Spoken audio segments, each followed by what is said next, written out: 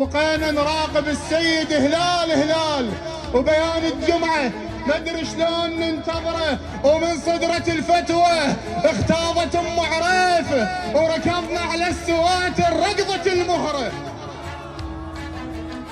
وبقينا نراقب السيد والقلوب تفور، وبقينا نراقب السيد هلال وبيان الجمعة ما ادري شلون ننتظره، ومن صدرة الفتوى اختاضت ام عريف وركضنا على السواتر ركضة المهرة. بقل من ساعة واحدة الحشد اسسناه وبيضنا الوجوه، بقل من ساعة واحدة الحشد اسسناه وبيضنا الوجه بوجوهنا السمرة. ما دورنا راتب وحق ربع عباس، بس عن حلفة الله الداعش ندوره.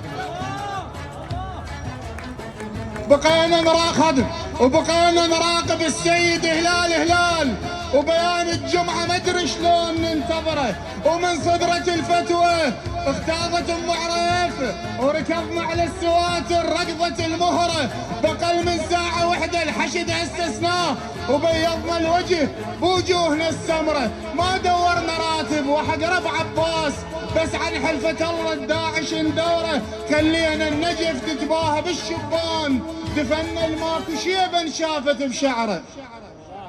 خلينا النجف تتباهى بالشبان، دفنا الماكو شيبة انشافت بشعره. رجعنا العراق بصاية الشياب، نعم ورجال حيدر دوم منتصره. كل 10/12 نحتفل بالتحرير، وكل من ضحى بالدم لازم نشكره. والسلام عليكم.